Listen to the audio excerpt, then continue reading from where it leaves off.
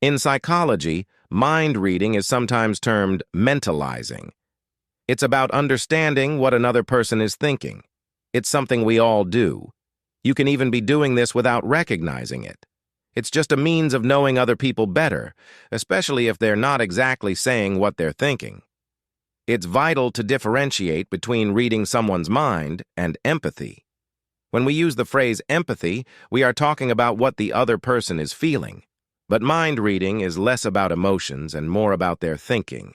Nonverbal indicators can tell you a lot about what a person is truly thinking, but not expressing. Researchers have revealed that women are better at reading minds than males. It's not obvious why, perhaps owing to environmental variables, the way youngsters are brought up. Let's look at 9 psychological strategies to read people's thinking. Make sure to watch the entire video. You'll learn many important suggestions that will help you grow better at reading minds. Number 1. What does your gut say? You stroll into a room and meet someone new. Immediately, you just have a feeling about this individual. Try to tune into that and be conscious of that initial sensation that you're experiencing. Do you feel comfortable to be with the person? Is your intuition advising you to be careful, or are you feeling calm around them? Maybe you are just intuitively aware of their goals or attitude. Warnings come with a cause. Listen to them. If you are able to calm your mind and become aware of what your gut is telling you, you can acquire more knowledge than you imaginable. Number 2. What does their appearance and posture tell about them? The way someone is dressed tells you something about where they're at. Do they want to appear ambitious and successful? Do they want to stand out and be seen by everybody? Are they wearing vivid colors and striking designs that would be impossible to miss? Or are they trying to be invisible, trying to fit in with the furniture and hope not to be noticed? How do they carry themselves? Are they confident or trying to appear smaller than they really are? If someone is changing their tie or hair while they are talking to you, that could suggest that they truly want to make a good impression. They want you to see them in a positive way. Number 3. How are they moving? Your body conveys a lot of information about what you're thinking. Imagine you are having a chat with a friend who is giving you a story. Initially, you are curious, and you might lean in, go closer, making sure you don't miss anything. But then he gets to a part that you're truly not liking. You might physically draw back. Is your body language open or closed? Crossed arms or legs could signify that someone is closed off. They try to keep a space between themselves and you. You might also become closer to someone that you like and want a wider gap from someone who you're not that interested in. Be conscious of any changes in their conduct during the chat and what it might signify. Were they enjoying the talk initially, but now you've said something that made them pull back? Number 4. What is their face telling you? There is a lot to be read in face expressions. Some sources state that the face has 42 muscles, some suggest 43. But studies have concluded that there are only 4 basic face expressions. This implies you could very easily mistake someone's expression, especially the more subtle subtleties. But still, there are certain basic hints to be deciphered. A frown, a smile, how tense or relaxed the lips are. Any of these could be a starting point.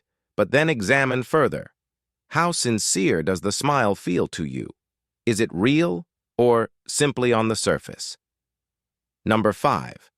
What is the person's behavior telling you? You can tell a lot from how a person is behaving. Are they relaxed or calm? Or are they furious, frightened, or sad? What is the position of their hands? If one of their hands is covering their mouth, maybe they don't genuinely want to be telling you such things. What does it signify if they are touching their chin? Is their face itching, or are they deep in thought? If their hands are practically displaying their face to you, that could be a sign of openness. Reading a people's behavior will grow easier if you get to know them and learn to know how they generally behave. Reading a people behavior will grow easier if you get to know them and learn to know how they generally behave. When you pick up on changes in their conduct, they are signs as to what's going on in their head. Some folks are often worried. It is part of their typical behavior. But you won't know this when you first meet. Even on your first talk, though, when you spend a bit of time with them, it will become evident. When the individual is doing something that seems a bit weird, like picking imaginary hair or fluff from their clothes, this is called a displacement gesture. They don't actually know what to say to you and are finding a method to keep themselves occupied, even if in an imaginary fashion. If you're enjoying this video, then make sure to subscribe and leave a comment stating "I subscribed," and we will personally reply to your comment. Number 6. What kind of language are they using? There is a lot of hidden meaning in word choices. Is the individual trying to impress you? Do they like to boast? Or are they humble? Do they evaluate their remarks carefully or leap right into the conversation, instinctively finding their words as they speak? Is it crucial to them to say the proper thing, deliver their message exactly as they want to, or is it an effortless flow where they don't mind correcting themselves if they change their mind? There is a lot to be read in the words that individuals use. What are they saying and what are they not saying? Number 7. What is the tone of their voice like? Tone may offer you a sense about what someone is experiencing, but also what they're thinking. Are they contemplating their remarks? Are they invested in the conversation?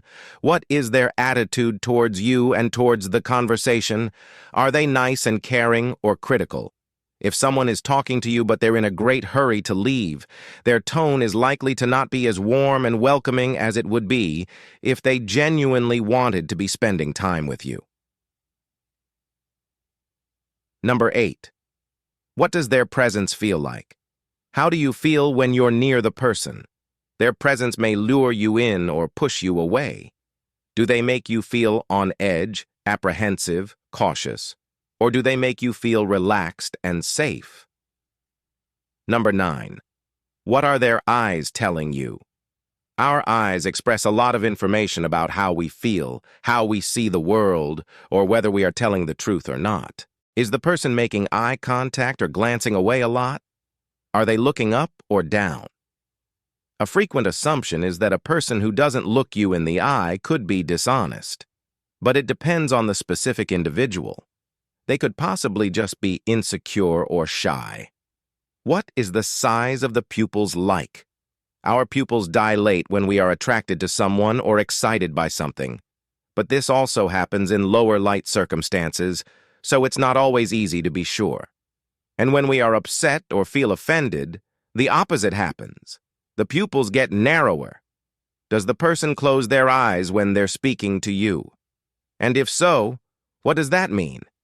It could be an unconscious way of suggesting they would prefer not to be seeing you. We blink more when we're annoyed or angry.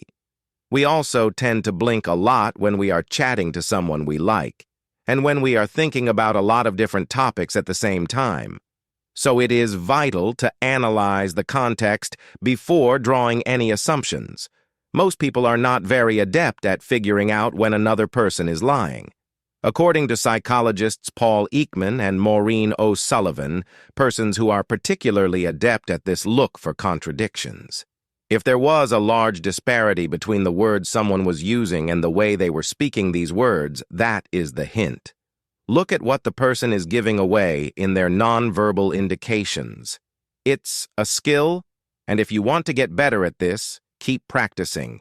Keep an open mind, and remember, nonverbal signs don't only have one meaning. Keep the context in mind. The exact same behavior could have a different interpretation in a different arrangement.